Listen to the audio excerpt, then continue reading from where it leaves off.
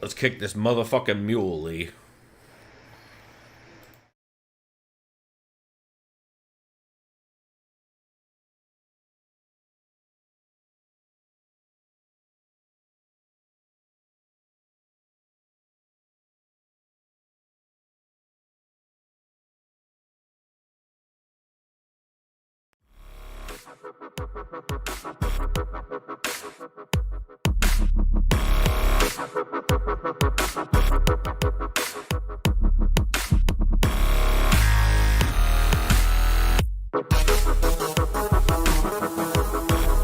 Liked by the sound of violence.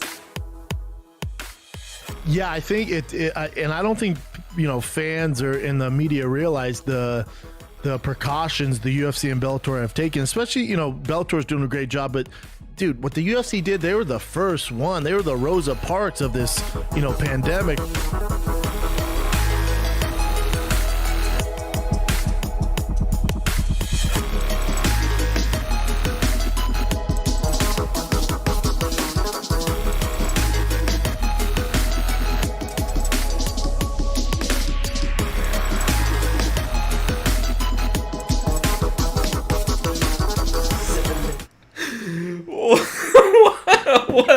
What up, everybody?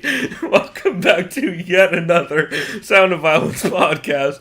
We are an MMA. Sorry about the laughing. We are an MMA podcast. Let you know the MMA podcast you should catch, skip, and can't miss each week. That was the dumbest fucking thing I've ever heard someone say. I am Pulver, and I'm here with my co-host, who was already ashamed to be on this episode, Chris Madaffer. How's it going, man? After. We'll get to that great intro later, but how's it going? Can you see me through my hat? Because I prefer that. That just damaged my IQ, my hearing. Just that sentence. Like, what in the... Yo, history and, race relations are hard, Chris, clearly. And just speaking, I don't know, without fucking yourself in the mouth is pretty difficult. My brain hurts. Let me crack open this beer. My brain hurts right now, having listened to that stupid fucking mouth breather. I'm convinced he got more brain damage playing on the practice squad for the Buffalo Bills than he did as a heavyweight in the UFC, considering his UFC career. So I'm convinced he's given people more brain damage from having to listen to him than he's taken in his career. What are we doing? How does he? We'll get to that later. But before we spend the whole episode dunking on a dude who somehow is the same age as me, but giant child, evidently, with a child, which is going to make everybody feel better. Chris, why don't we start us off with the Papa Vodka presents, Doug Stanhope presents, our sponsor, and tell us what beer you're drinking this week, because I happen to notice there's no label on it. Yeah, so I am drinking the Silver Bullet from Coors. No, you're not. You're drinking a beer. I believe technically you're not allowed to tell us what beer that is. No, I'm not gonna tell you what it is. I'm just gonna. What I can tell you is that it is an American IPA. That's all I can tell you. Nice. Yeah. I'm not gonna say anything because I may or may not have some guesses about it, what it could be. But all I will say is I bet that's a good beer. Shouts out to Mariachi Band in the background. Dude, yeah, well, you are in Claremont, so shit is popping off. Orale. But yeah, this beer is good. It's an American IPA. It's more citrus forward. Not really, because West Coast is kind of more wet. I always get West Coast. I mean, it depends on what era. Like old school West Coast is more like that dry. This isn't West Coast. This is kind of more like. It's more like a modern San Diego IPA with the tropical side, right? Yeah, it's like a tropical American IPA. Right, and that's what I've known from like those kinds of styles and those similar types of beers. I would say is like very much on that like modern San Diego IPA kind of twist. So yeah, I'm guessing very like solid beer though, and bright. What? Well, the thing, I probably won't ever have this beer. I probably won't ever have this beer on the podcast. But then again, you'll probably will never know if I do or not. So it doesn't matter because that's a good point. Hey, we may or may not have had that brewery's beer on the podcast. Maybe we already have. I think we have actually, but I don't. Maybe we haven't. You'll never know. Yeah. But interesting shit nonetheless. So that is actually probably the accurate beer to be drinking right now because it's pretty fucking warm. I don't know what it's like over where you're at, but it's warm as shit out here. It's actually cooled down quite a bit in Claremont. I'm not overly sweating right now in my room. It's actually kind of nice compared to what. Remember, I was dying a couple weeks ago. That was fucking bad. I am wearing jeans right now though, which is not really the best move, but I'm okay right now at the moment. We're in fucking sandals. Yeah, well, to be fair, also, I think we're all a little fucking used to the heat after last weekend, which part of the reason, I mean, there's a couple reasons why we didn't record last weekend. Chris was busy as shit, and his work schedule was all over the place, and then, like, we all had stuff going on. Plus, in Santee last weekend, it was 114. That's and not. fuck. So, like, how was it even with your AC on? Was it still just... We have sure central, you were fine, we have but... central air, so I got that real shit. As Kevin Smith would say, fucking no sin greater, or whatever the fuck that line was from Dogma. But man, without it, I probably wouldn't have survived. It was Okay, so my question is, how was it when you had to go outside for a brief second? Oh, I did not do that. I would like open the door and be like, "Fuck this! I'll do whatever I have to do later." But yeah, man, I've been surviving. But luckily, though, yeah. I'm glad that we are getting into cooler weather season, which also means we're getting into cooler beer season, and it is officially my favorite time of year for beers, because god damn it do I love fest beers and German lagers and any kind of Marzens. I'm about it. I will say I did have last week a fest beer from Weihenstoffner. Oh, there you go. That's like a real ass one, right? Are they? Yeah. Are they one of the 6? Or is it 7 now? For the actual tents in Germany? Yeah, they have to be. I think they were. They're like literally one of the oldest breweries in existence. So. Yeah. I mean, it's weird because I always mix them up because there's some that you think wouldn't, and there's some that actually are or there's some that aren't that you think would be. But yeah, man, all the good beers, all the good Oktoberfest beers. Coming out. I know AleSmith just dropped theirs. Yeah, I remember my brother, he brought last week Bell's Oktoberfest, which is pretty good. That's a good one. And I know Sam Adams always has a good Oktoberfest, if I recall correctly. Theirs is like the easiest to find. I think I even have one in the fridge. Like, it's totally acceptable. It's definitely on the sweet malty side for an Oktoberfest, a little bit more than I would like. Like, I love the one that North Park Brewing Company put out. I forget the it might be North called Park Beer, same thing. Beer Co. Yeah, I always do that. North Park Beer Co. Yeah, they have a fantastic one. But I am drinking from one of my favorite breweries of all time, their new version of their fest beer. Because previously it used to be called Die Fest or Die some. It had Die and then some fucking German word after it. It is Society's Oktoberfest, which they've now renamed to Fest beer, and they said on their Did they just release already? I was just there. It just came out like I think today. I was just there yesterday afternoon. I didn't see it on their board. Okay, then yeah, it dropped today because I literally got it today. So yeah, my brother donated blood at they had a blood mobile. I saw that actually. Yeah, shouts out to it was Kyle. Funny. It was funny too. Something Kyle was telling me, he's like, "Yeah, dude, like." Mom hit me up. She's like, "Are you okay? Are you hurt?" Because she like saw he had like a thing, and then like someone else is like, "Bro, what happened?" And he's like, "Oh no, I'm just donating blood. Like, chill." You know. That's hilarious. And I remember I used to donate blood all the time, and I mean, I have like the most I have like A positive. It's like the most common, so I don't need to donate. But so your girlfriend Karen got that good O blood, so fucking. That's where like everyone can receive for like right. She's whatever the good O is. O negative. Opod? Yeah. Whatever the one is that everybody can use. So yeah. Yeah, my brother is like A negative, which is considered rare, so that's why they always ask him to donate a bunch. Yeah. That's tight though. Yeah, so and then they of course they give you a snack, and he's like, "Oh, I don't need a snack, so I'm gonna get tacos anyway, because of the food truck." So he gave me a Rice Krispie treat, and I remember as a kid growing up, Rice Krispie treats like were my crack, dude. I would fucking. Anytime, like, whether it's that, like, you're playing soccer as a kid, where you get orange slices, like, Rice Krispie. Or you're doing edibles as a kid, and you're eating Rice Krispie treats, bro. Yeah, I remember, I think the first edible I had, I was, like, 16 or 17. I remember I was in Coronado, at the Coronado Beach, and I was, like, felt like I was melting in the sand. It was pretty great. Yeah, for sure. Shouts out to Fran, who I bought edibles off of a couple times. And I remember that name. I think I've met a Fran. Yeah, Asian Fran. Asian? Oh no, she was white. Oh, No. that Fran, That's Cody lesbian Sparks' Fran. friend, right? Yeah. Yeah, Lesbian yeah. Fran's tight as hell. Yeah, No, she's I was cool too. Yeah, I was talking Fran. I don't know. I still don't know how to say her fucking last name. I've known her since 7th grade or whatever. Maybe I should say our friend's real name. That's probably true I just too. I realized probably that. should. So Okay. since my story is about to be about her selling me edibles at like 14, but to be fair, she was like 13. So I don't know if I that's think we'll be better. okay. I think we'll be okay. Yeah, no, my point is, edibles are tight. But we are back to what I was talking about. We're already all over the place. I got the Fest beer from Society. It's their new one, and I'm really excited about it. Evidently, they redid the formula for it, and also, I wish I could see what it looks like. So I know what to look for. I mean, I'll just go on Untapped. Well, first off, I love that there's evidently a dude who looks like Robin Hood skanking on the front of the beer. Okay. It's a pretty good. That's definitely a circle jerk skank So image, what's right? what's the name of the beer? It's literally called Fest beer. Festbier. Oh, here it is.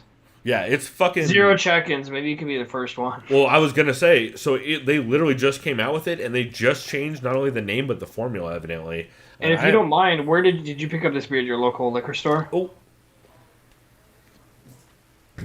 So now that I spilled it all over myself.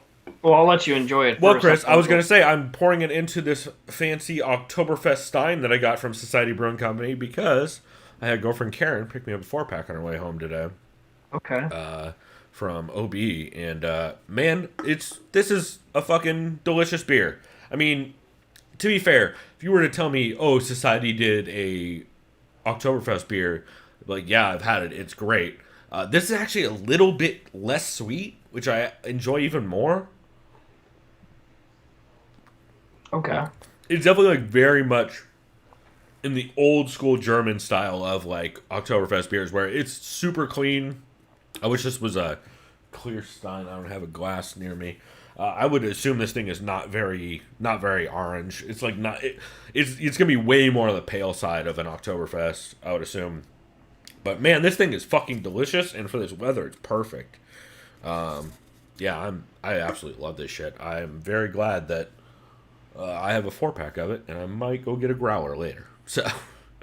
Yeah, it's fucking great. I highly recommend it. If you guys are in California, I believe Society is going to be shipping this. They haven't confirmed it yet, but they seem to be hinting at it on their Instagram. You can buy cases and stuff, and just like I think 6-packs and stuff, and get it shipped to you anywhere in California if you're in California. And Society, everyone will tell you, maybe the best brewery down here that is of like the lesser known ones outside of like a Stone or a Carl Strauss or somebody you know the name of. Society is the one that all the brewers go to. Like they've been winning medals since since they opened, basically. So yeah, man, fucking incredible beer, and highly recommend it. Yeah, I'm stoked. I'm definitely gonna. Well, fuck, I work all day tomorrow. I'll figure out when I can pick. Actually, no, I'll be able to pick some up after work. Yeah, why not? Yo, for $9, this beer sign ain't fucking bad either. I'm kind of fucking $9? digging it. Yeah. Oh, shit. And you $9, said it's a 4-pack. or I believe it's a 4-pack, $10, right? or it's $9 if you buy a 4-pack or a pint fill. Okay. So yeah, big shouts to Society Brewing Company. Obviously, oh wait, no, they're super real, totally not fake. Papa Vodka presents Doug Stanhope presents our sponsors. I forgot. I was gonna say they're not a real sponsor, but obviously we have the realest sponsors, Chris. Yeah, we do. I mean, clearly you've figured Since it out you by can't now. even name who your sponsor is that you're drinking, and I I told you, they're fawning called Silver over. Bullet. That's right. That's right. Oh God, does the can turn blue when you put it in the fridge, dog? No, because this beer has integrity. That's true. It actually does. All right. Well, now that we have fucking completely fallen off Excuse the me, rails, South Park says it has integrity. that's goddamn right. Speaking of which, this goddamn kitty yelling at me in the other room. I don't think you guys can hear it. Hopefully. All right, man. Actually, should I sponsor that on the show? Maybe not. Who knows? Maybe it'll come up in. Actually, there is no. I was about to show something to the camera. I'm like, I mean, it's legal if I show it. Yeah, show it. Let's see what weed you Show got. Because I'm guessing that's what this is. This is some homegrown. Oh shit! Hey, I have seen pictures. My of those brother, plants. my brother has been a fantastic farmer. This is actually no. So this is a caveat. This is not my plant. This is my friend's plant, my roommate's plant, Blake's plant, and this is Shake. but he got a very big yield from it because I know he's making whiskey out of most of what he grew. Oh Which is shit! interesting. THC whiskey. So this That's is just mostly shake, but it's pretty solid, man. Hell yeah! I mean, it's indica, which that's all I can smoke, man. I have too much anxiety as it is. So I can't be smoking fucking sativas, but it's real nice, man. I've been able to sleep really well because of it, so. Fuck yeah, dude!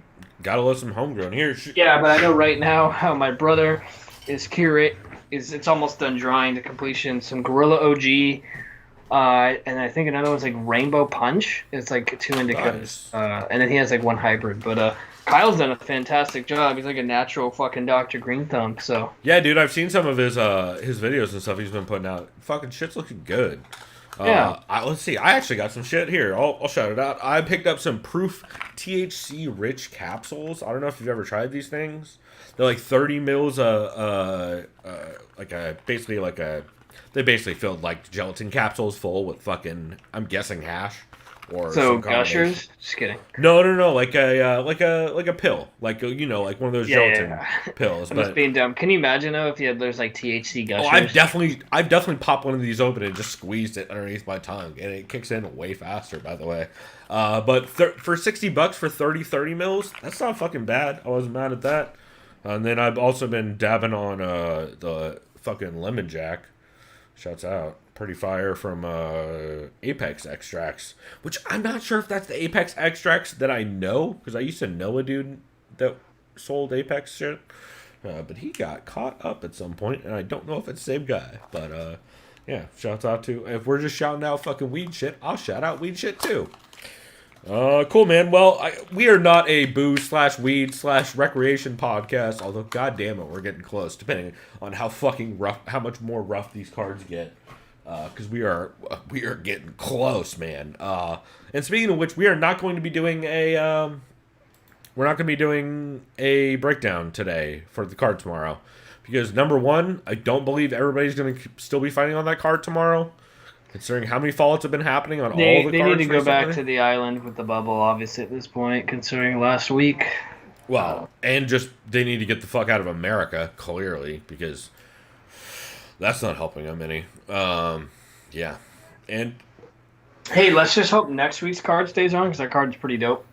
Yeah. We'll talk about that when we get to it, because I'm not convinced any of that's still happening. Like I am, but like only when we get to like Thursday or Friday of next week, because that's where I'm at right now with the UFC. But we're gonna go ahead and get into format, because otherwise this is going to be it's probably gonna be a long one anyway. Despite us not doing the second segment. So, Chris, why don't we go ahead and start it off? Oh, shit. I guess I should get to news first. I think you guys actually caught that if you listen to the video version.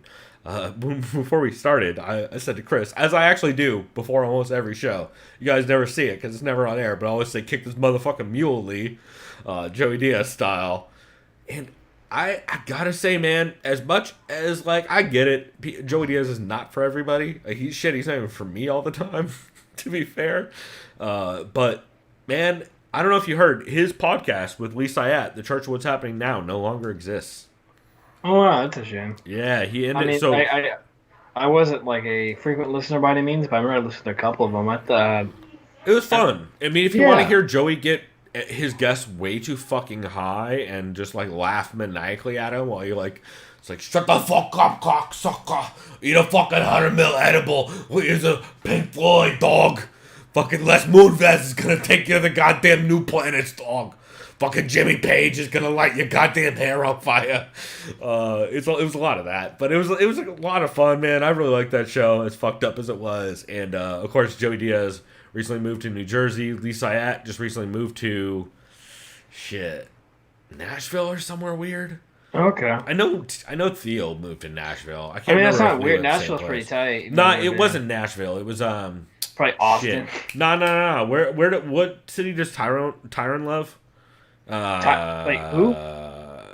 It's not Milwaukee. Are you talking about Tyron Woodley? Yeah, Tyron Woodley's like St. Louis. St. Louis. Yeah, he's from St. Louis. I think. He's from Ferguson, but I think. But he likes St. Louis. Yeah, he fucks with St. Louis a lot. I think that's where Lee's at, if I remember right. Yeah, but Somewhere Tyron like trains a lot in Milwaukee because he's with Duke Rufus. I Yeah, know that. it's one of those two. I heard everybody's moving in comedy right now, so like it kind of all blends together because I heard a lot of these stories at once. But yeah, anyway, since Joey and Lee are no longer in the same city, and Joey's like out in Jersey being a goddamn adult and shit. Yeah, being that show's over. the prototypical Cuban Italian that lives in Jersey. Yeah. Well, he's back to where he started. Yeah, the fucking roach dog, the fuck sucker. Yeah, that sounds about right. Yeah. He's gonna start running numbers here shortly. Fucking maybe kidnapping again. Yeah, no. I doubt he's lighting any fucking hooker's wigs on fire, dog. Anyway, it's end of an era with Joey Diaz's podcast ending. That being said, he does have a Patreon where he's doing like kind of like short interval stuff for right now. And I think his plan is to kick off a new podcast, it sounds like in October. So, I mean, shit.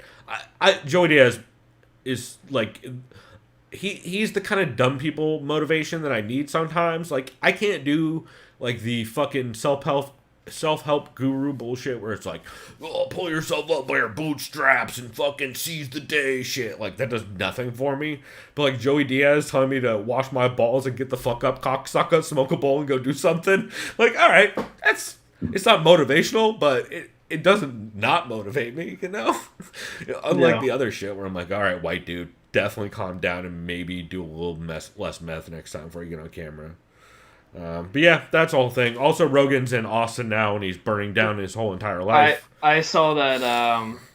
Since I'm mostly on my Twitter, but I went to our Twitter on my phone and I saw your brilliant response to who was it? Oh, Mr. Boogaloo himself. And then you're just like, skill. Oh yeah. Well, Joe Rogan's like. Also, how the fuck? I already said fuck Shannon Sharp for the whole Louis Farrakhan thing, but absolutely, it's always been fuck Skip. Fuck Skip Bayless. Yeah, for what he's just a bad person. Dak Prescott, the quarterback for the Dallas Cowboys. For those who are out of the loop by now, Dak Prescott's brother unfortunately committed suicide. Tragically. Unlike Skip Bayless, unfortunately. Which they unfortunately wasn't Skip Bayless. Yeah. Right. So praying for the day. Hopefully soon.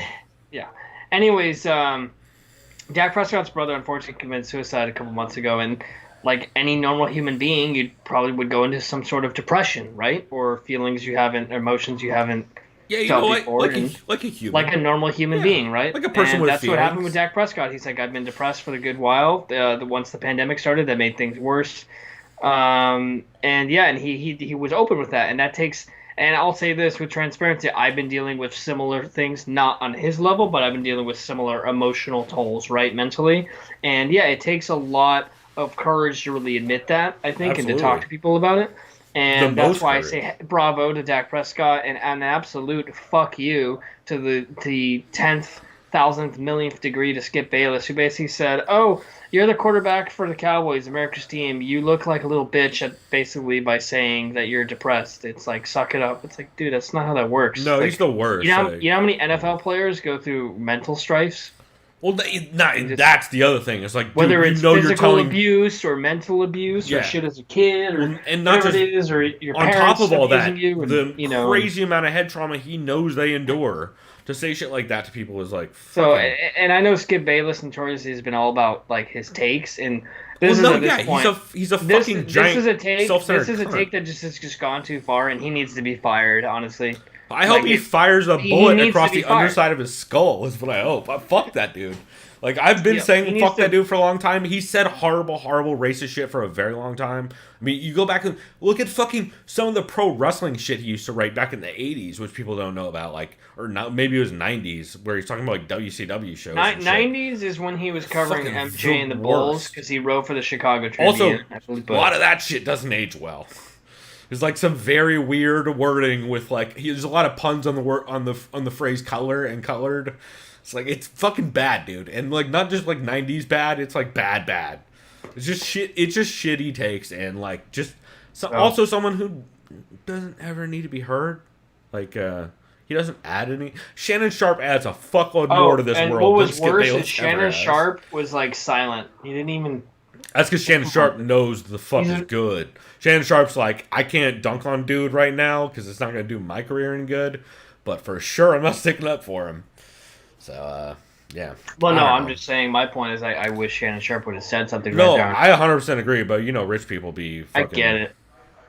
protecting their money. Shouts out to Joe Rogan and Spotify. Which is how we got here in the first place. Rogan, Oh yeah, he- remember we talked about how, and we haven't even gotten to MMA yet. But then again, what was it?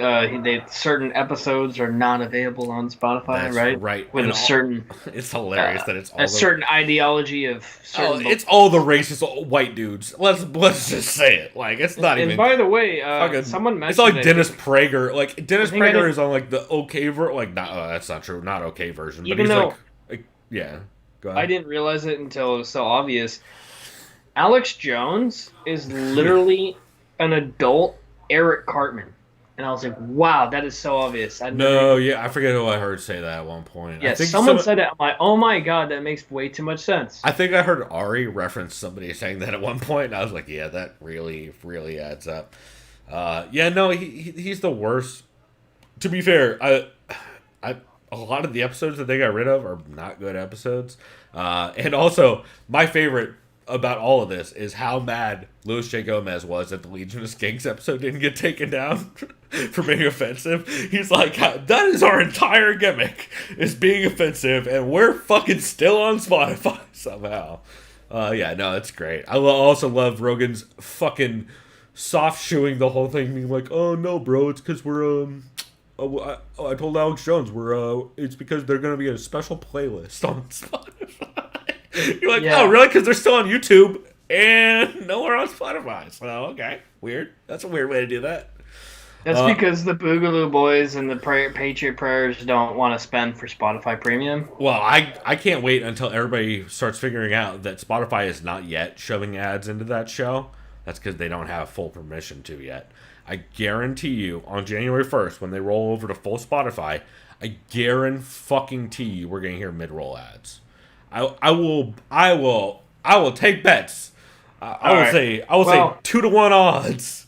Let's 100%. let's talk some MMA because we know we're not doing the preview. We already gone a little. Well, so I wanted to get that out of the fucking way because it was going to be a big news and it was going to kind of perpetuate throughout. Otherwise, be wary of the same thing we've been saying since the Spotify deal was announced. Be fucking wary of corporations, especially ones owned by fucking Facebook, taking over giant outlets, and the idea that they're not going to have a say over things is, let's just say, not thought through.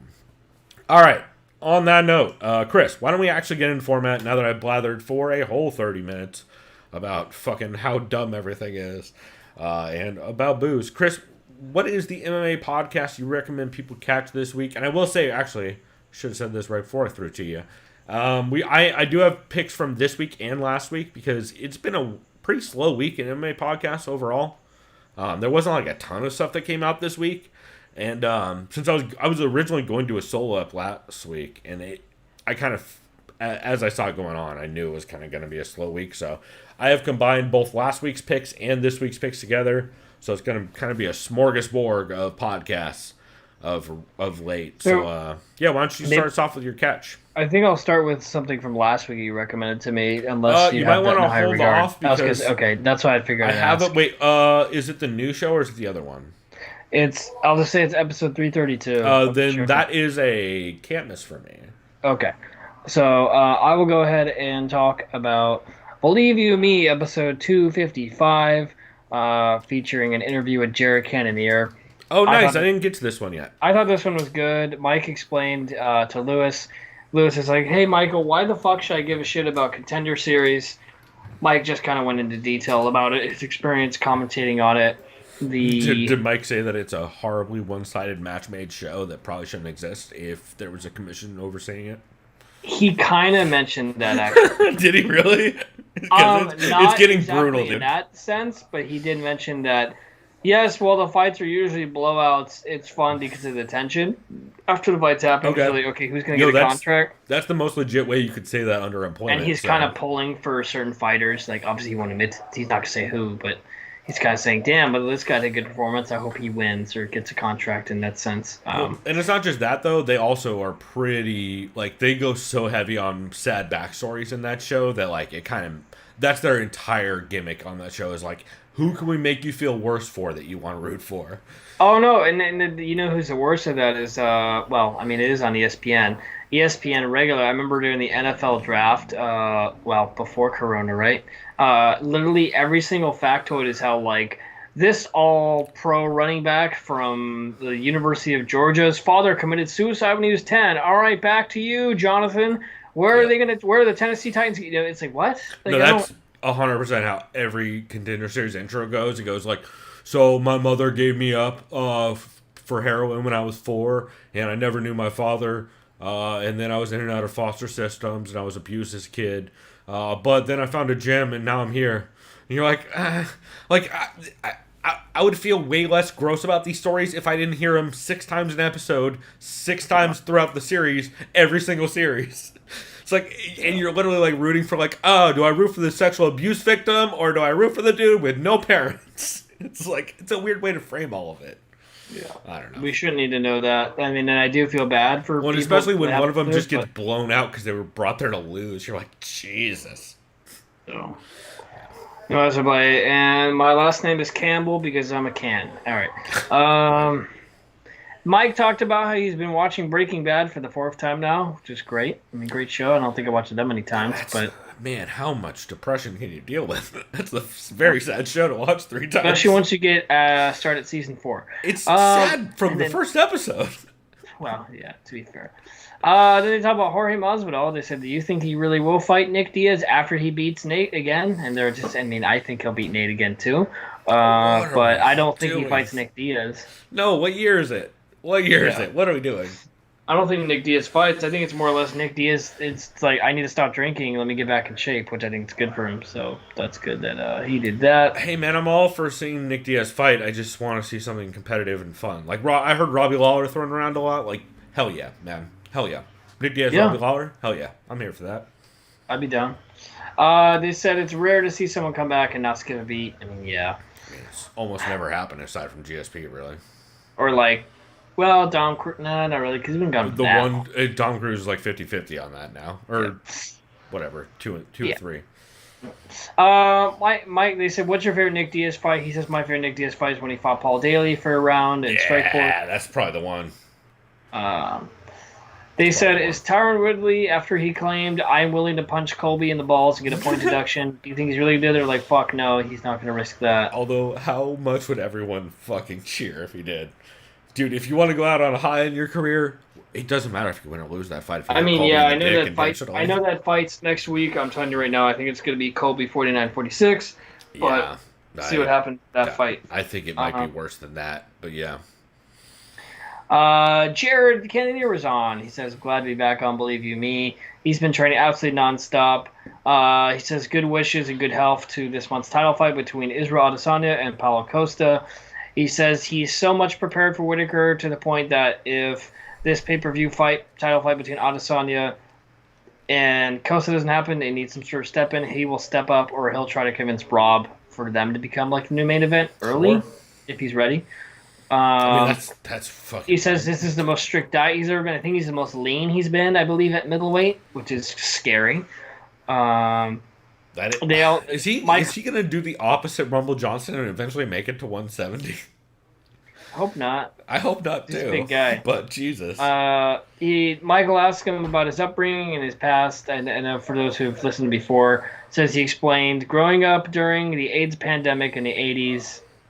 He talked about minimal college and not getting a degree, so he enlisted in the Army, says which was one of the best decisions he ever made because it got him into martial arts for the Army combat. I can't remember I know it's called like a combat or self-defense systems. They don't necessarily call it martial arts in the armed forces, but it's like... Oh, yeah. There's an acronym for it. I forget what it is. Fuck. But he says that got him into martial arts. And he says Teenage Mutant Ninja... SADS or something like that. Yeah, and he said that Teenage Mutant Ninja Turtles got him also into martial arts, which is kind of cool. Dude, honestly, I bet a lot of 90s kids could say that shit. Yeah, because he's like a true. If he was born in the early '80s, he's like a true '90s kid. Like, Yeah, you know, I mean, he was still because probably. I think he was born in like '81 or '2 or '3, something like that. I think he Yeah, was born in, so like '84. yeah, that means he was 10. He's like 36. And like when the 35. Ninja Turtles are popping, dog. Secret of the Ooze is like his wheelhouse, dude. So it was fun listening to him. And then he kind of broke down his passion for minerals, crystals, and all that. Oh, And explain yeah. it. And I know Lewis had a pretty You funny mean joke. And you Jared, mean his healing crystals and his Jared, yeah, look, see, I got some tiger's eye right here. I Do don't you ever really? wear You it. fucking- It's because my mom. I went with my mom. She's into it, and she's like, "Are you gonna get some too?" I'm like, "Sure." I'll yeah, get some dog. that's like a you bracelet. got that. So. You got that Brian Kelleher. Got that Brian Kelleher luck going. Yeah, and then but Lewis did make kind of a funny joke. Jared, he showed up to the. I was listening to audio, but he showed up to the camera some pyrite, which is also known as fool's gold, right? And he's like pyrite, and Is it pyrite that's fool's gold? I thought pyrite was a crystal. Pyrite's like the big fucking stupid crystal looking things, right? maybe you're. Or am I know confusing the two? Quartz is like the big white rock crystal. Let me see. Maybe you're right. Maybe I'm Pyrite. confusing him. I think pyrite's fool's gold. No, you're right. You're right. Yeah, it I'm is. confusing It is. him. What the Yeah, fuck am it's I fool's thinking gold. of? Okay. Here, I'll just read it. Tannerite? It says on Am I Google. thinking- The mineral pyrite, or iron pyrite, also known as fool's gold, is an iron sulfide with a chemical formula. Like I said, it's the most abundant sulfide mineral. Its metallic luster and pale brass yellow hue give it a superficial resemblance to gold. I don't know what its I mean, it's fake, whatever it is. benefits. Right? Well, if it comes from the earth, I'd rather trust the earth stuff than any god in the sky. But that's just me. I mean, to be fair, yeah. I'm just saying. I often it says wear it's supposed dirt. to shield and protect against all forms of negative vibrations, so it protects you from negative energy. Oh, like aluminum. Yeah, or as the British would say, aluminium. That's right. Either way, so Jared said, "Yeah, pyrite," and Michael was like, "Can you explain what pyrite is?" And fucking Lewis is like, "It's a peg leg and a pair on your shoulder." Solid Lewis joke. And then Jared's like, "Excuse me?" He's like, "Sorry, it was a shitty joke. I said pirate." And then Jared's like, "All right, yeah, that's kind of funny." All right. He was like offended for a second. I was like, "Oh shit, don't piss him off." Dude, for real. Jared Gordon would eat Lewis's babies. Or Cannoneer, not Gordon. But Oh, yeah, what I say? know. Yeah, no. Jared Gordon a little bit less so. Eat Lewis's babies. Although I think he could fuck James up nonetheless. But Yeah, it was that sounds like a solid- good episode, dude. Yeah. I like Jared Cannoneer a lot. I've said before, I think he is the future champion. I really do believe that. I know Izzy would give him a lot of problems, but I don't know. There's something about.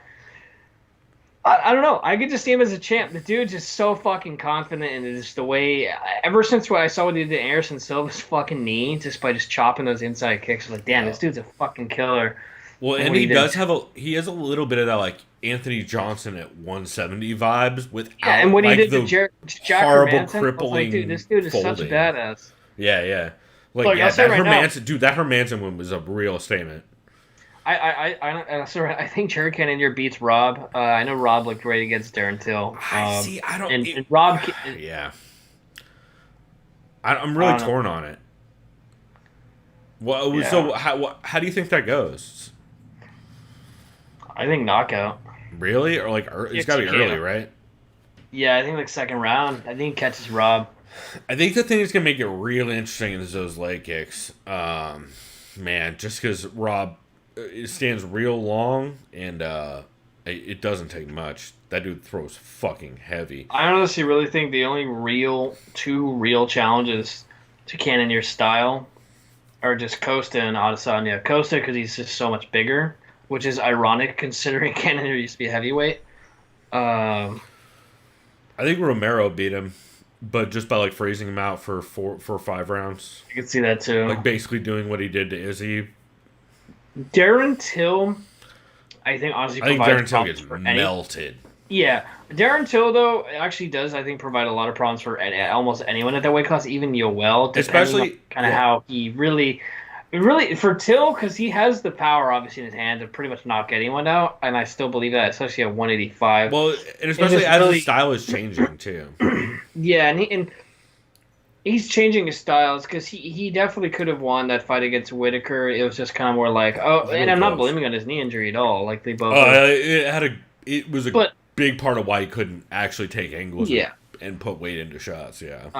Either way, that whole 185 division is fun as shit right now, and Man. it'll be exciting to see how it pans out as far as, and we'll get into this in what Well, 2 like weeks, the top maybe 5 two? people in that middleweight division are fun. Yeah, and as far as the actual title fight goes in about 2 weeks, I am probably leaning on Sunday, but who knows how that goes. Yeah, I just can't stand fucking Kosa, to be honest. So I think really, he's funny with the whole "I'm an American Patriot" angle on Twitter. Well, yeah, you think it's funny until you realize he's a Bolsonaro supporter and just racist as shit. Oh, And you're like, oh, that's not really as fun anymore. He's just like, oh, my brother's with Trump, and you're like, okay, great, this is great. Everything's broken. Clearly, the Brazilian Colby. Dude, don't talk to me about Brazilians and fucking Hector Lombard. That conversation I heard So Hector basically, Lombard Colby have. was like, Brazil, this place is not you. What's up, dude? No, Yeah. Colby isn't even the most the one. Hector Lombard just made me more angry about political discussions I don't personally care about than almost anyone. It's fucking insane. Don't go. I was gonna say go listen to that MMA roasted with Hector Lombard. Don't do it. It's infuriating. But anyway, you know what? On a good positive turn, why don't I bring up a podcast I thought was fantastic, which was from last week, which is Protecting Neck, episode 216, with Tommy Elliott from the Fight Site. You guys know I've been big supporters of the Fight Site guys. I think honestly, I just love more technique breakdowns and discussions, especially in long form formats. And there's not a lot, really. I mean, there's guys like Jack Slack and Dan Tom, and there's guys that like BJJ Scout and some of those dudes will do more like video breakdown styles. But for like podcast forms, it's basically Jack Slack is like the dude doing long form technique breakdown stuff in podcast form. So that's why I've been loving the Fight Site guys. And Dan Tom, of course, obviously over the years, and it's very cool hearing him, especially going to like very, very deep knowledge of specific subjects. So he had Tommy Elliott on specifically talk about judo and unique guard systems. And this is all, I'm going to say right off the gate, way over my head. I have very limited grappling knowledge, especially at this high level. And man, a lot of this stuff, like I know of some of these guards that they're talking about and kind of how those systems are theoretically supposed to work. But holy shit, there are guards I have heard brought up in this that I was only vaguely aware of from seeing them used in fights or grappling matches, and not necessarily like the naming conventions and the techniques based off of it. And it's just, honestly, if you guys are at all interested in grappling or learning more about just kind of the different systems in grappling, especially more on the competitive side of grappling, it's just fucking fascinating. Everything from the judo, I will say it's probably much more, it's hard to differentiate. I always associate judo more with throws than I do submissions, although that's not necessarily fair, obviously, because there's plenty of submissions in judo. But it's an interesting blend of the two. But I would say if you're all into Brazilian jiu-jitsu or jiu-jitsu in general, man, it's fascinating. And these are the kind of episodes that like I have it on a list to go back to down the line and just kind of watch the fights they're talking about and watch it in real time as they're talking about that kind of stuff, just because it's fascinating. And you don't hear those kinds of like so deep in the weeds discussions outside of like really nerdy jiu-jitsu podcasts and that kind of thing. So I love, especially when Dan Tom does these like deep, in-depth technical episodes, and man, I'm here for every single fucking one of them. So Protecting Neck, episode 216 with Tommy Elliott. Holy shit, is it good. Nice, I'll have to check that one out. I haven't listened to Dan Tom in a minute. Yeah, like I said, it's very deep in the weeds and grappling nerdy. So like if you guys are not into, the ground hugging, may not be your thing. But man, I fucking loved it. I thought it was great. Nice. Let's see. Do you have any other catches for this week? Yeah, so Half the Battle was good this week. Nice. That was on my list, but I didn't have a chance to get to it. They had Tyson Chartier. He's the head coach and manager of most of the. I don't know the name of their gym, so I'm gonna call them the New England Cartel Fighters, also known as Anthony Rocco Martin, Calvin Cater, and Rob Font. Yeah. And he's the manager and coach, right? Yep, based in the Massachusetts near Boston area, greater Boston area. Yep. Hence the name New England Cartel. Or as John Anik would say, Calvin fucking Cater, dude. Yeah, Calvin Cater, dude. Most of it was discussion of film study, how he prepares his I guess, students, right, for fights. They talked about Rocco Martin's fight against Magny and how the thought process of what he thought about the fight, how things could have gone different for Tony Rocco Martin. Shouts out to his girlfriend for making that name. Yeah, right. I can't get over that, man. I don't know. Isn't this Anthony Martin? I can't remember what his actual name is. No, he goes by Anthony Rocco Martin now. His real name's Anthony Martin, probably. He went by Tony Martin back in the day. That's what they call Rocco Martin's life. See, yeah. Which, by the way, we made that joke the same week that Conor Rebush made it, and it made me very happy. Yeah. It was like one of those simpatico jokes that, like, I feel like everybody should have made, but it makes me happy anytime I hear it. God damn, we're gonna have to remind ourselves we made a couple of great nicknames because we do that a lot. I know. I started feeling bad because so many people's names weren't unknown.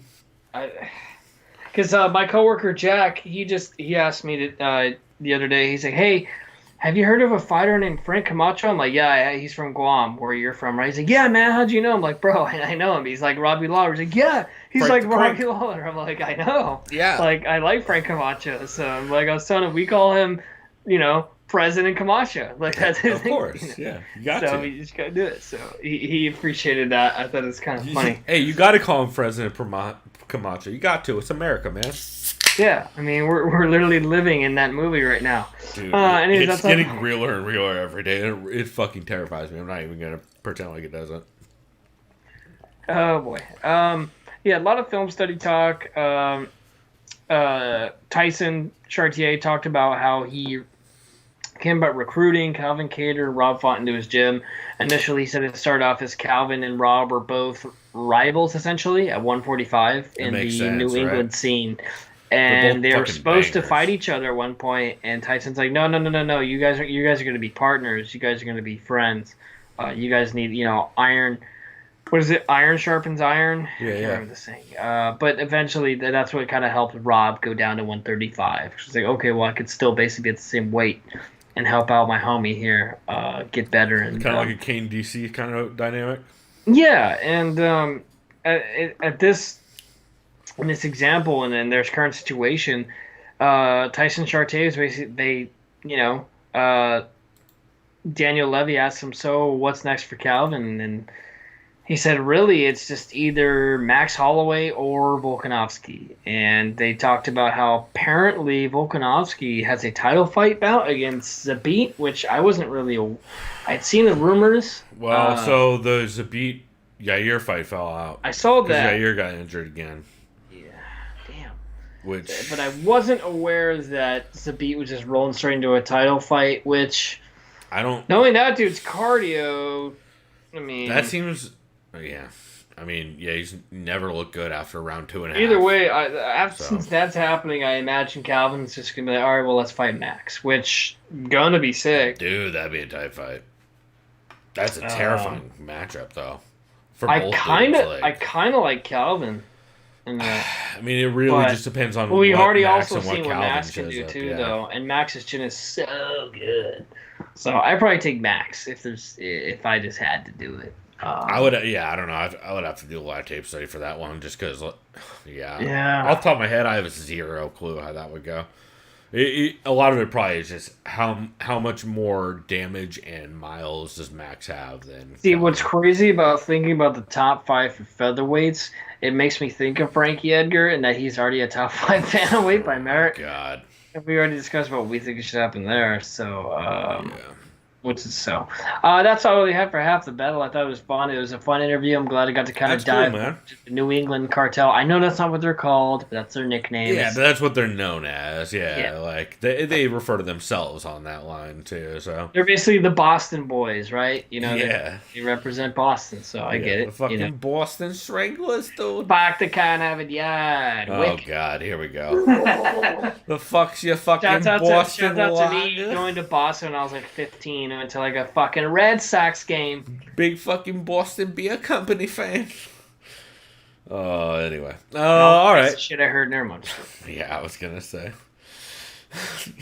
How many times you get called a fucking queer? Not me, because I don't think you'd want to call just some random kid a queer dude. I mean, I don't know if you've ever been to the East Coast, but that happens a lot, dog. Oh, I know, but I got called a fucking queer here plenty of times. Probably by my dad, if I'm being honest. Oh my God. Well, to be fair, it's more of a Jersey accent. Your dad's when my dad from Jersey, though. Yeah. I mean, same kind of old white racist people, but yeah, you get it. I was like, is your dad Italian? Because that would make way more sense too. No, he's a fucking Polak, which makes it funny. Okay, that makes also a lot of sense. But a German Polak, which makes it a little less funny. yeah. Anyway, on that awesome segue, my other catch this week, that was not the best segue. My other catch this week was a fantastic podcast that came out, I believe, yesterday, I want to say. We're recording this, we're recording this Friday night at 9:01. Probably, I think, during the Bellator card that's still happening right now on Friday. I don't know. I saw Leslie Smith get a decision win. That's all I care about, so I'm happy. But anyway, I listened to the Art Fight podcast, episode 104, with Chris Rini and Josh Rosenblatt. And man, it's fucking fantastic. Chris Rini and Josh Rosenblatt just recently announced and released Chris Rini's new, well, I guess their combined effort, which is their new book, which, oh my God, I'm now realizing I didn't write down the name of. So let me go to chrisrini.com, rni.com. And figure out the name of... Oh, the name of his book is The Fine Art of Violence by Chris Rini, which he is selling. You can also pick up a PDF version, like a digital version. And it's cool. If you guys know Chris Rini probably from... If you've ever seen any of the Bloody Elbow sketch drawings for fights, either on fight nights or for a while he had like a post-it note segment that he did that eventually expanded to like a regular column on Bloody Elbow. On Bloody Elbow that he does, where he does these incredible drawings. Man, and I'm just the biggest Chris Rini fan from his appearances on the Writing and Fighting panel that Nancy Kidder does for American University, or just in general on him popping in podcasts here and there, like Art Fight on their episode 100. I'm a big, and just him on Twitter in general. I'm a big Chris Rini fan overall, and it's really, really cool, this book he put together. Because Chris, have you seen these? I know I tweet them out a lot. I don't know if you see them a lot. Like, you've probably seen these drawings where they're very of a style. Like, he very much has his own style.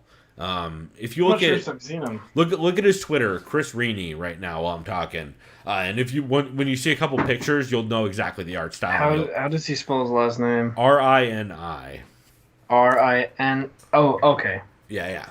And you'll recognize it immediately, but it's a really cool discussion. I mean, they obviously talk a lot about the book.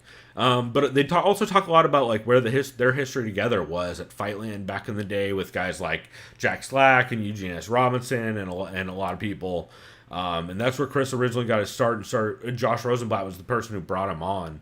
So they talk about that, and then they talk about kind of getting together for the book, and then after that, it becomes much less book related and just more discussions about the sport, and some of it's reflected through the book. Yep. What am I looking for again? Chris Rini on his Twitter. Well, if I go to found media, his Twitter. Go to media, and you'll start media, seeing okay. drawings.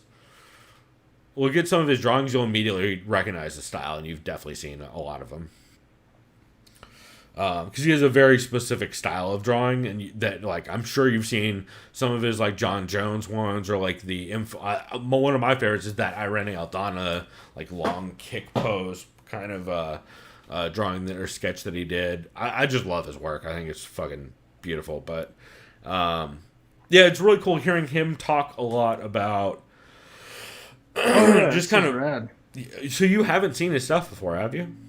No, this is hilarious. That's The amazing nefarious because we've been Dr. tweeting White, it out working forever. in a secret laboratory hidden deep in the bowels of fighting and plans Alicia do an unholy pay-per-view monstrosity by resurrecting the headliner corpses of Brock Lesnar and Nick Diaz. That's pretty funny.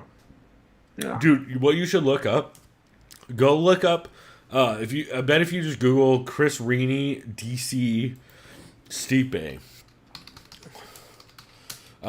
that's what, dude. I legit teared up. Yeah. If you Google Chris Rini DC Stipe and you look at the panel, and the images, it literally made me tear up a little bit when I read it. It's one of the most beautiful things I've ever seen. A couple of that dude's drawings have legit made me tear up here just looking at him. It's man, there's like it's such a specific style, but he has such like a dark but realistic view of the sport.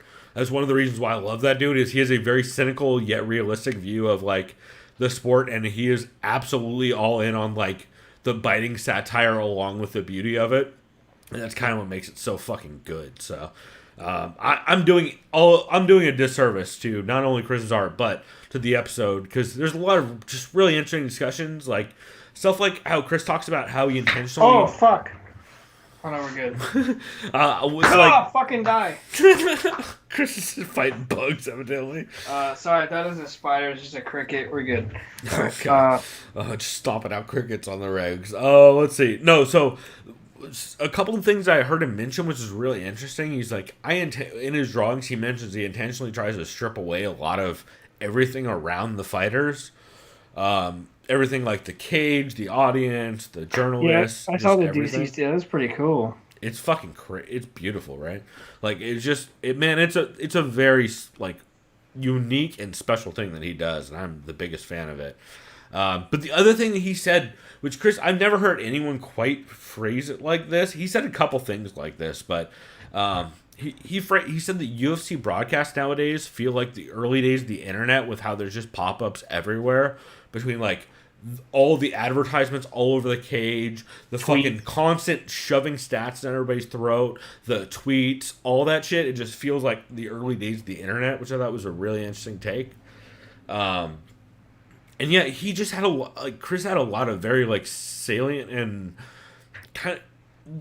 Chris always one of those dudes who surprises me, man. Like I'm always surprised that like, damn, not only did you come up with like maybe the most clever take I've seen on this, but you also made it real pretty looking on top of that, with also like this dark like satire bite to the end of it. It just has a very much like old school punk rock zine vibe to everything he does, and I fucking love it. And actually, that's a great segue into the other dope thing that he mentioned is, so this is volume 1 of his book. And volume 2, he said he already has lined up for volume 2, Josh Rosenblatt again. Because there's like writing that goes along with a lot of the images. Like he'll have writers do like, write pieces about some of the fights or images and stuff like that. So he had Josh Rosenblatt for this next one. But he said he's also bringing on Sean Al-Shadi, Chuck Mendenhall, Julie Kedzie, Fernando Prochas, Eugene S. Robinson, and Schwan Humes for the next one. Which is like, if you were to get a list of all the coolest voices in the sport, like almost pretty much every one of those people would show up on my list at some point, you know? Yeah. So, or at least like just the most, I would say some of the most interesting voices in the sport. So I don't know. I am definitely like, I'm not doing it justice. You guys should really go look at Chris Rini's art. Go listen to the Art Fight podcast, episode 104.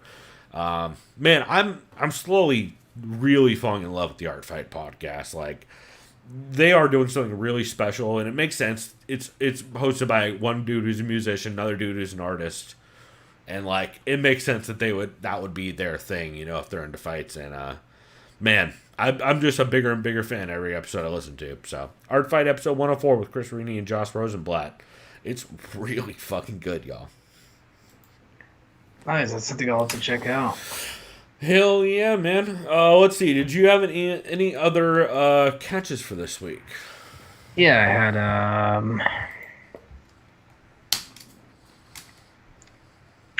Do you have another catch, or you have like an honorable mention? I have a catch. Co-main event. Nice. They this week recapped or last week? well, I think it was this week, but they recapped last week. So it would have been episode 418, I think. Believe so, yes. Someone had called in and they discussed OSP has been mountain biking, so have I. So am I going to have power in my hands because MMA is the best space for mountain biking is the best space for MMA? They're like, it's possible. Yeah. It is episode 418, yeah. They talked about the light heavyweight title picture and then this upcoming title bout between Dominic Reyes and Jan Blachowicz. They said, are we buying a ticket to the Michelle Pajeda Express? They said, is the UFC just waiting for Overeem to basically become a career stepping stone for the heavyweights? Yep, they've been doing that for a while. Yeah. Actually, they're waiting for Overeem to lose so they can stop paying as much as they're paying him. Yeah. Like they are with a lot of Strikeforce and Pride dudes. They also said, what's the appeal of Nick Diaz at this point, even though he hasn't won a fight since... And he said, since when, Ben? And I guess you're right, it was 2011. Yep. They said, good to see him back in good health regardless of that fact. Yeah, it's so fucked up that the BJ fight was the last win. Yeah, they said, what can we expect from him as a fighter? Like, who knows? They said, is there anything GSP can't do now that he can grow hair? That's a good point. Oh, you mean, George St. Pierre? Yeah. I believe was what he referred to himself as. Yeah. I am not impressed by your hair's performance. No, because his hair be performing. I remember someone saw a picture like, dude, it looks like Colby. It's like, what? Dude, actually, there's a side by side, and it's not far off. Yeah. I did see that side by side going around, and it's not. It doesn't not look like Colby. I'll put it that way. It's pretty bad. I believe they also talked in that GSP episode. going, what's up, you nerds and virgins and all you stupid people? Dinosaurs, yay. That's right. It's like, okay, George. Oh my God. I'm not going to make some of the jokes I was about to make. They also in that episode talked about the UFC going back to Abu Dhabi, which is interesting. That'll be interesting to see. And like the questioning of like, so do we call it Fight Island this time or do we call it Abu Dhabi like we did all the other times? Which is yeah, right. Yeah, man. Anything else on that CME? No, that's pretty much what I had for that. I think they mentioned some Patreon stuff of theirs. Yeah, it was a solid one overall. I liked it quite a bit. Let's see. Did you have any skips for this week? I mean, I'm gonna get to our intro if that, but no, not really. No. All right. Well, besides the intro, I will give the Eugene S. Robinson style disclaimer. Just because we say to skip your show does not mean we hate you necessarily, or we hate your show necessarily. There's a 50-50 on this week's skips, but generally, if we say to skip your show, it means because it was not worth the time it took to listen to it, or you need to fix your fucking audio issues, which comes to my first skip, which is Menace and the Man, episode 89. I like this show a lot, but holy fuck, you gotta get Dennis Bermudez on mic and not off mic. It's so rough. Dennis is clearly... I mean, Chris, we don't have the best audio. I'll be the first to admit that. We are two drunks who record with a new setup feel every week. We don't have like a standard podcast setup. Everything's kind of haphazard. We play it by ear. It's never the same recording feel. But we still aren't like 2 feet off mic and in like semi-audible, but also blown out because... for some reason, they decided, what we should do is we should turn down Dennis's mic, but not move it closer. We should just turn it down because it's peaking, because he's screaming from too far away. Which is like, really, it's a very simple fix. What they need to do is move that mic about 2 feet closer to Dennis, cut the gain by about half, and they should be fine. It's a super simple fix, but I don't know. I got about 20 minutes in, and it was just... variations of okay to bad, and I just couldn't get through it. So that would be my skip for this week, just on audio performance alone. I like that show in general. I couldn't deal with how it sounded like he was in a cave. Like, it was pretty bad, or like a cement bunker or something. Not great. But that was not as bad as my other skip for this week, which is maybe the worst podcast I've heard. And it was the episode 200. This is the 200th anniversary of Below the Belt. Which, by the way, it's not the 200th anniversary, because he did Big Brown Breakdown for like 100 episodes, and he just started on episode 10 whatever as Below the Belt, which that's not how that works, dog. It's not how numbering works on shows. You can't just change the name of the show and keep the numbering. But regardless of that, okay. Yeah. You know what? I'm just going to read my notes because I feel like trying to explain it in any other, like I'm going to get too emotional and stutter over myself. So let me just say this. In the beginning of the show, Brendan just reads lists of guests he's had on previously. And then he literally just goes on to say, after they name, he literally will just name a guest that he likes and say, one of my faves. Chen, who else have we had on? And then after every single person, he just says one of my faves. It went on for it went on for a bit, and it was just literally the same. It was exactly the same bit that he did the other day, where he was like, "Oh, the Hall of Fame contender, could be in the Hall of Fame, could be in the Hall of Fame. Jordan Mean, maybe in the Hall of Fame." You're like, what are we doing? Let's see. Oh, after that, he replayed the old intro song. That was the "When you're in a bind, you will find some cards to be broken down." The fucking old shithead. I forget that white kid who sings or whatever that they like, who's like some fucking Justin Bieber wannabe. Anyway, I couldn't tell you. It was their old intro song for when it was called The Big Brown Breakdown, which it's no longer called that. And also, they played that same intro on the intro for the show before they started. But that didn't stop Brendan from making Chen play it off mic from a speaker in the studio. So it's off mic that they're playing the audio of this song that they already played on the intro on mic, with Brendan Schaub just being like, "Oh, that's great." Over it. Then they listen to a second intro song off mic. So, hey, look at what we're listening to. You can't hear it. They play a clip. They play an audio clip on the speaker off mic from the Below the Belt TV show. Brendan is just by the way, that was the Below the Belt TV show, which I don't know if you knew existed. Like, they actually had a TV show on Showtime back in the day. Either way. Yeah, and then it's literally Brendan listening to his own bit and laughing at his own jokes. Like, it's just silence when they're playing an old TV show bit and he's laughing at his own jokes. Then there's an interview with Chael, so that gets a little better. But then that's also when Brendan Schaub says the thing that he said in the intro, which is maybe the most egregious statement I've ever heard on an MMA podcast that wasn't just blatantly saying racist shit, which is that Brendan calls the UFC the Rosa Parks of the pandemic. I'm gonna go get a beer. That's what we call a skip in the business. I mean, you talk about whether Conor fights. Brennan is still trying to give Conor an immediate title shot, evidently.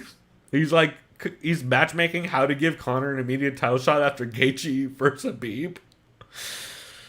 What the fuck years and what are we doing? Oh my god.